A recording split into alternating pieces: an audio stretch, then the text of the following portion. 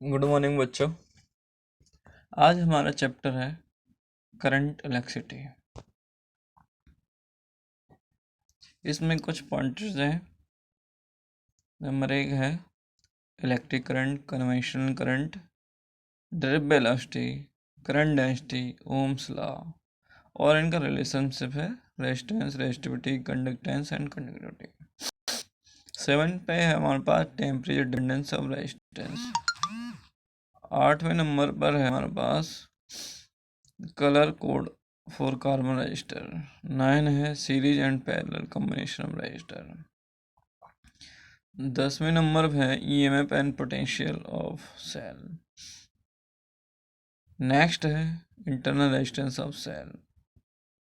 12 है series and parallel combination of sales.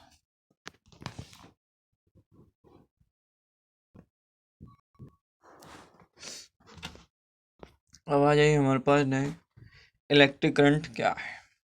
The electric current is defined as the charge flowing through any section of the conductor is 1 second। यानी कि 1 second के अंदर उस cross section area के अंदर जितना भी चार्ज फ्लो होता है उसको हम इलेक्ट्रिक करंट कहते हैं। Electric current I equal to Q upon में T होता है, यानी कि I। There are 3 types. Number 1 linear current बोल सकते हैं, या ओमिक करंट भी बोल सकते हैं इसको, या स्टडी करंट भी। नंबर बी है बेरिंग करंट, यानी कि वो एक तरीका से ना तो लीनियर होगा ना अल्टरनेटिंग करंट होगा, वेरी करता है, किधर भी मूव कर सकता है। थर्ड हमारे पास एसी यानी अल्टरनेटिंग करंट। ठीक है, जो current magnitude varies continuously and direction charge predictably, यानी कि अप और डाउन, यानी कि कंटिन्यूसली वे में मूव करता है, positive and negative, up and down, node या एंटी नोड की फॉर्म में। नेक्स्ट हमारे पास conventional current. Conventional current is the current whose direction is along the direction of the motion of the positive charge under the action of the electric current। यानी एक तरीका से हम बोल सकते हैं, यानी कि इलेक्ट्रॉन और करंट एक दूसरे के अपोजिट वे में फ्लो करते हैं। यानी कि अगर हम बात करें किसकी, चार्ज की, तो चार्ज नेगेटिव से पॉजिटिव की तरफ, और करंट किधर है, करंट कैसे मूव करेगा,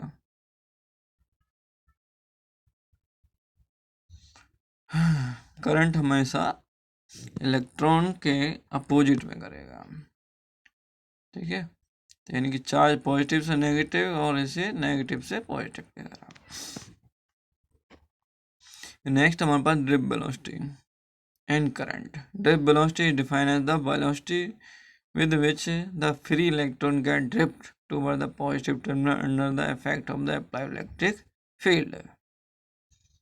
यानी कि जो हमारे पास लॉ ऑफ मोशन की जो इक्वेशन है v equal to u minus के AT, वहाँ से हमने एक इक्वेशन ली है, और E होता है हमारे पास इलेक्ट्रिक फील्ड QE, वहाँ से हमने इलेक्ट्रिक फील्ड को लिया है हमने।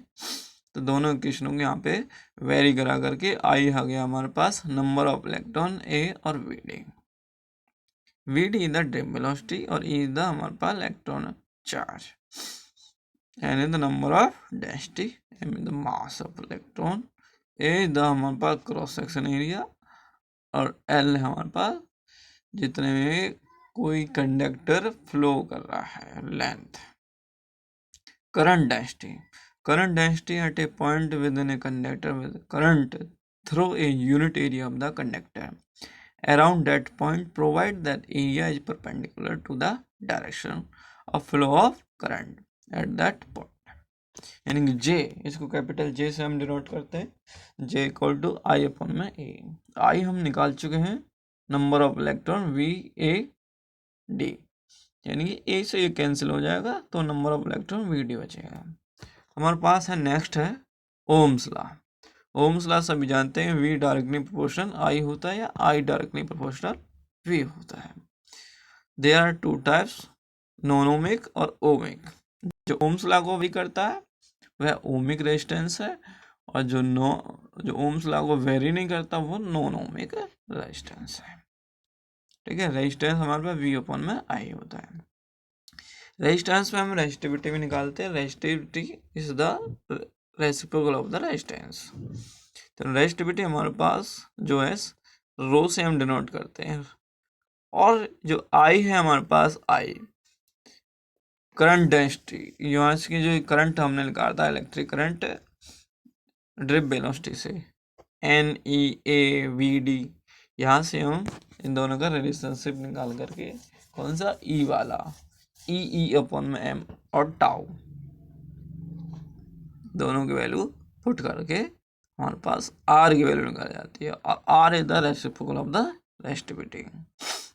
यहाँ से रो आपकी निकल जाएगी, रो इज द रेजिस्टिविटी। हमारे पास नेक्स्ट है रिलेशनशिप बिटवीन VD यानी कि ड्रिप वेलोसिटी और resistivity, electric current, electric field, current density और पोटेंशियल, इनमें हम निकालते हैं। कैपेसिटेंस और कंडक्टिविटी, कंडक्टेंस यानी कि या कैपेसिटी बोल सकते हैं, यानी कि कंडक्टेंस रेजिस्टेंस का रेसिप्रोकल होता है, कंडक्टिविटी रेजिस्टिविटी की रेसिप्रोकल होती है, और इनकी जो ये यूनिट है हमारे पास मोह, और ये मोह पर मीटर पर ओम बोल सकते हैं इसको ऐसे। ये टेम्परेचर डिपेंडेंस ऑफ रेजिस्टेंस, ये फॉर्मूला है हमारे पास हाई टेम्परेचर से लो टेम्परेचर में टेम्परेचर डिफरेंस का। नेक्स्ट हमारे पास कलर कोर कार्बन रजिस्टर, यानी कि विब्रॉय great Britain very good wife के नाम से एक फॉर्मूला है जिसको हम रजिस्टर में हम यूज करते हैं। पहला जो सिंबल है वो अल्फ़ाबेटिकली 1 सिग्निफिकेंट, और दूसरा जो नंबर है वो दूसरा second significant, and third that is the decimal number, and fourth is the tolerance that is gold, silver और नो कलर। गोल्ड पे 5% है, सिल्वर पे 10% और नो कलर पे 20%। यानी कि baby Roy great Britain very good wife is the symbol of the 10 digits.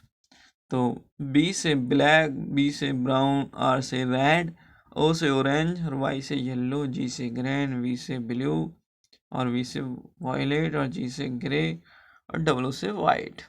ये 10 number हैं और इनको हम इस प्रकार से नोट करते हैं। जैसे कि हमारे पास फर्स्ट पे आ जाइए ब्राउन। ब्राउन कितने पे है?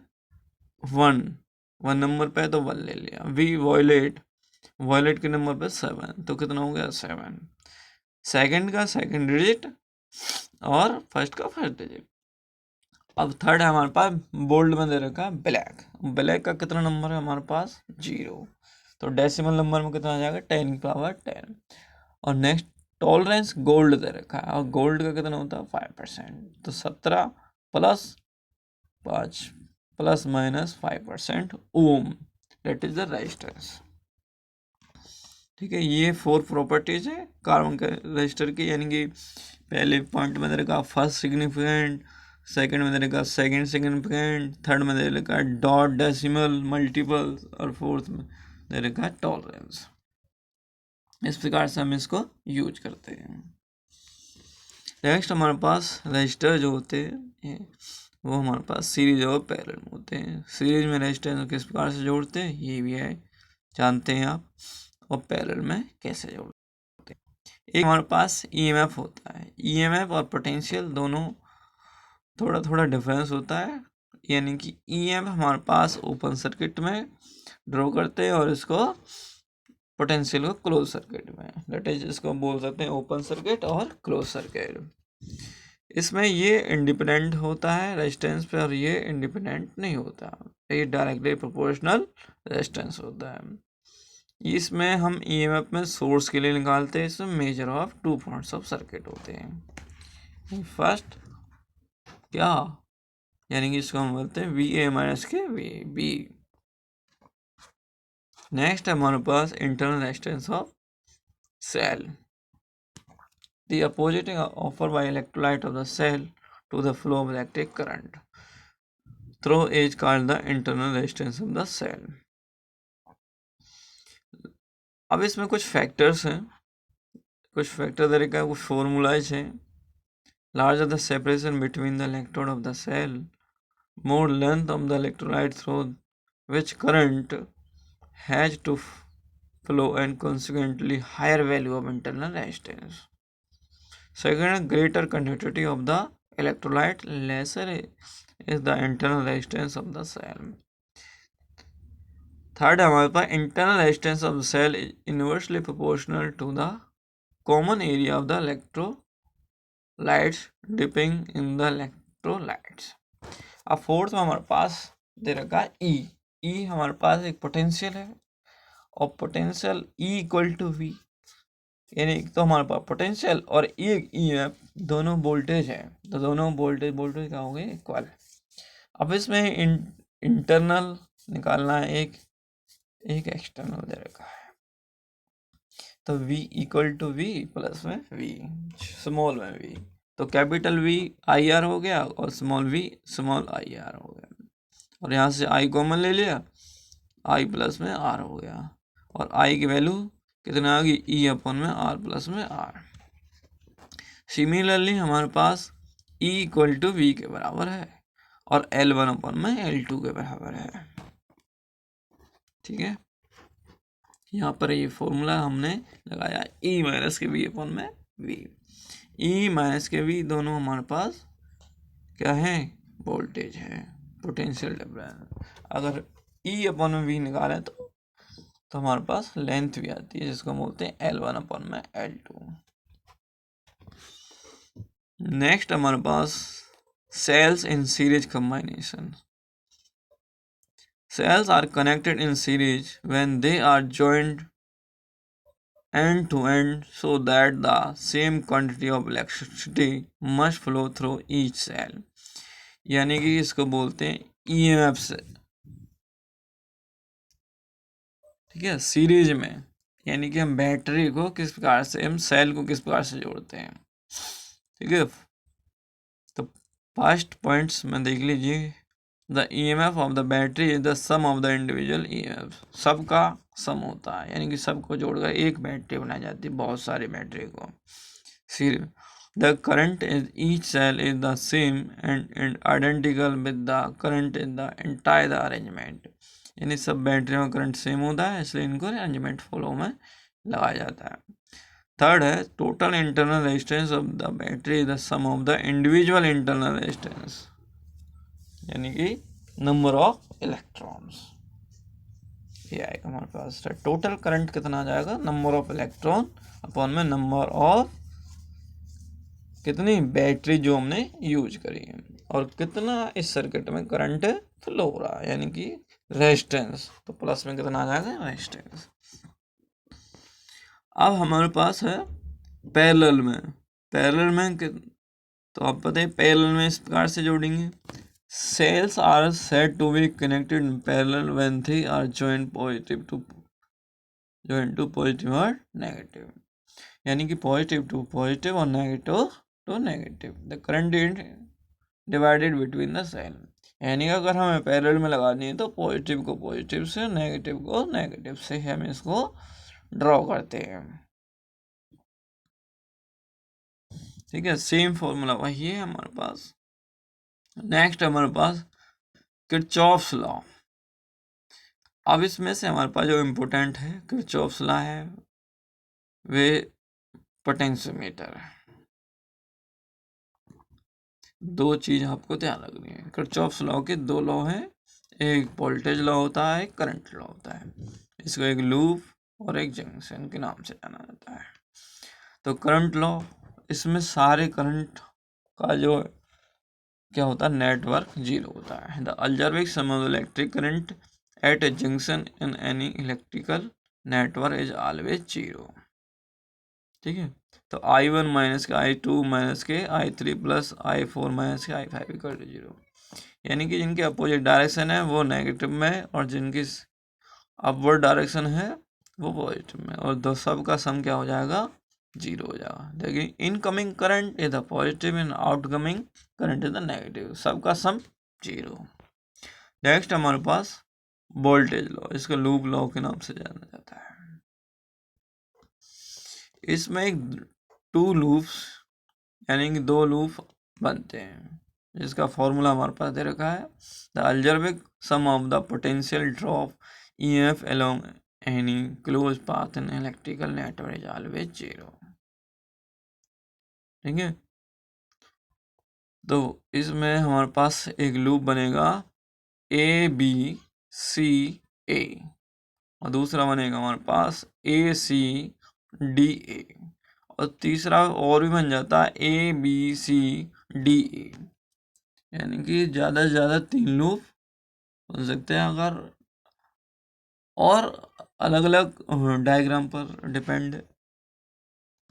तो ये फॉर्मूला हमें यूज करने, माइनस के E1 plus I1 dot I1 plus I1 plus I2 dot R2 equal to 0, यानी कि सबसे पहले माइनस के अपोजिट में, यानी कि चल रहा है तो माइनस के साइन आएगा, फिर E1 आ गया, फिर प्लस में, अब इधर की चली साइड में चल रहे तो प्लस में I1 और R, फिर नेक्स्ट कितना आएगा, सबका सम I1 और I2, यहाँ तक कोने में जुड़ गया, फिर कितना हो गया R2, यानी कि ये एक सर्कल पूरा हो गया। नेक्स्ट हमारे पास ए सी डी ए कहाँ से चला, I1 से, तो माइनस के I1 प्लस I2, तो ये हो गया आउट गोइंग में। अब नीचे आइए तो कितना रहेगा I2 अपोजिट में, माइनस का I2 हो गया, तो I3 प्लस कितना है E2, ये आ जाएगा। इनकी तो बन चुके हैं हमारे पास, ये हमारे पास दो कन्वेंशन है यानी पोटेंशियल के, इनको ध्यान से पढ़ लेना। नेक्स्ट हमारे पास वेस्टर्न ब्रिज, वेस्टर्न ब्रिज यानी कि एक करंट जो हमें सर्कुलर इस फॉर्म में भी हम प्रोवाइड करते हैं, यानी एक जंक्शन टाइप का होता है। The current through the arm are assume by applying Kirchhoff's junction rules, जो जंक्शन रूल है उस पर ये डिपेंड करता है, यानी ठीक है। इसमें भी दो लूप बनते हैं, इसको अगर हम ड्रॉ करें तो A B D B, A B D A, फिर बन जाएगा हमारे पास बी सी डी बी, ये बन जाएगा, और दोनों में वही फॉर्मूला होता है किरचॉफ्स का सेकंड लॉ। और अगर हम इसको निकालें तो हमारे पास एक निकलता आता है, यानी कि जो गैल्वेनो का करंट है, गैल्वेनोमीटर, उसको हम बैलेंसिंग के लिए 0 ले लेते हैं, और यहाँ पर एक इक्वेशन आ जाती है P अपॉन में Q equal to R upon में S। इन दोनों इक्वेशनों में IG की वैल्यू हम 0 रख देते हैं, तो हमारे पास फर्स्ट इक्वेशन और सेकंड इक्वेशन को कंपेयर करके P अपॉन में Q equal to R upon में S आ जाता है। अब western bridge, metre bridge western bridge पर काम करता है। Metre bridge based on the principle of the western bridge, ऊपर वाले का मतलब ऊपर वाला जो है इसका प्रिंसिपल है, ठीक है। अब इसमें हमारे पास 100 सेंटीमीटर की वायर होती है, एक गैल्वेनोमीटर करंट होता है, एक रेजिस्टेंस बॉक्स, एक अननोन रेजिस्टेंस होता है। अननोन रेजिस्टेंस के हमें रेजिस्टेंस निकालना होता है, एक वायर लगाते हैं अननोन, और उसका हमें रेजिस्टेंस निकालना होता है। When the galvanometer current is made 0 by adjusting the jockey position of the meter bridge wire of the given value of known and unknown resistance, यानी P ऊपर में Q जो दे रखा है वो हमारे पास कितना आएगा, P अपॉन में Q ही आता है, और R अपॉन में S, S इज द क्या है हमारे पास अननोन रेजिस्टेंस, और R क्या है रेजिस्टेंस बॉक्स, तो हमारे पास कितना आ जाएगा अननोन रेजिस्टेंस। अगर हम निकालेंगे तो P की जगह पे हम ले लेते हैं यहाँ पे 100 माइनस के L, और ये L 100 माइनस के L, यानी P अपॉन में Q जो दे रखा है, अगर हम इसको लें तो L अपॉन में 100 माइनस के एल, यानी कि एक एल हमने ले ली ए से जे तक की और जे से बी तक की ले ली 100 माइनस के एल, क्योंकि पूरी में से हम क्या कहते हैं 100 है, 100 में से एल घटाएंगे तो 100 माइनस के एल आ जाएगी। तो इसमें हमारा पी ओवर में क्यू, तो एल अपॉन में 100 माइनस के एक्स और इक्वल टू कितना है आर अपॉन में S. S is the non resistance, तो एस हमें निकालनी है तो कितना जाएगी, क्रॉस मल्टीप्लिकेशन करेंगे तो आर इंटू में 100 माइनस के एल अपॉन में एल आ जाएगी। ठीक है, अब हमारे पास नेक्स्ट टॉपिक है पोटेंशियोमीटर। पोटेंशियोमीटर कंपेयर करता है, हमारे पास वेरी करता है ईएमएफ सेल को, यानी कि इसमें दो हैं, comparing of two EMF cell और internal resistance of the cell. Principle हमारे पास वही है, ओम्स लॉ को हम हैरी करते हैं। The constant current flow through the potentiometer wire of uniform cross section area and uniform composition of material V directly proportional आई।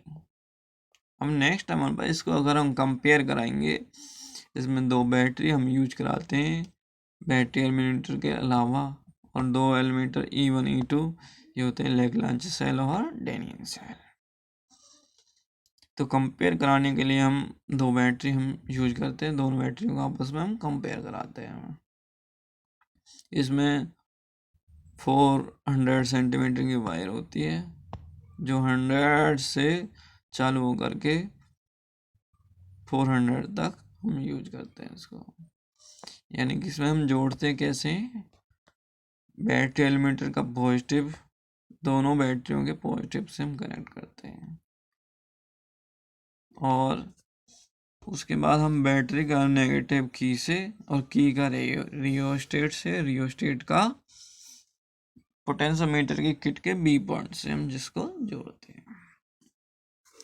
तो देखिए इसमें the balance point is obtained for the cell when the potential at a point on the potentiometer wire is equal and opposite to the EMF.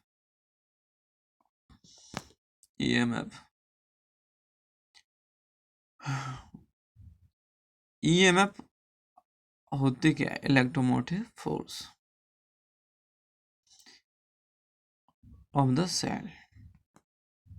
अब उसमें E1 हमने use किया equal to V होता, तो E1 कितना हो जाएगा, E1 equal to VA/J1, यानी कि जो हमारे पास पहली पोजीशन है, और E2 हमारे पास हो जाएगा VA/J2 जो हमारे पास सेकंड पोजीशन है, और दोनों के हम कंपेयर कराएंगे।